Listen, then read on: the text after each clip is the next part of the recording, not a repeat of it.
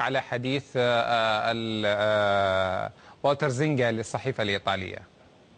لا ابدا، قبل شهر، قبل لا تبدا الدور الثاني، نعم. اتى المدرب وتكلم معي انه ما هو مرتاح في اجواء الفريق وكذا، وانه اخر مباراه هي مباراه التعاون.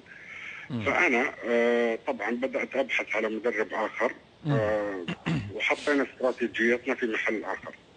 ابدا، احنا الان ارسلنا للمدرب اقالته، وعنده وقت اذا يبغى يحل الامور وديه، ولا يوجد الاتحاد السعودي، يوجد الاتحاد الدولي. لكن بالنسبه لانه ارسل وما ارسل ومستحقات، فالمدرب اذا ما دفع له 3 شهور يحق له ان يفسخ عقده من نفسه.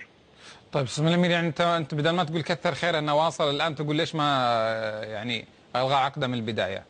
لا بالتالي مو قصه كثر خيره وما كثر خيره. نوصل ان شاء الله مع الاتفاق، وان شاء الله في الايام القادمه بنبلغكم.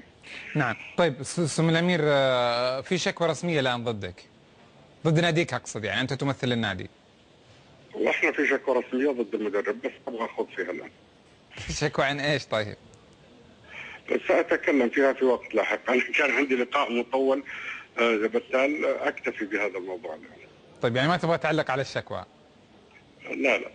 طيب شكرا جزيلا الامير فيصل بن تركي، رئيس نادي النصر، متحدثا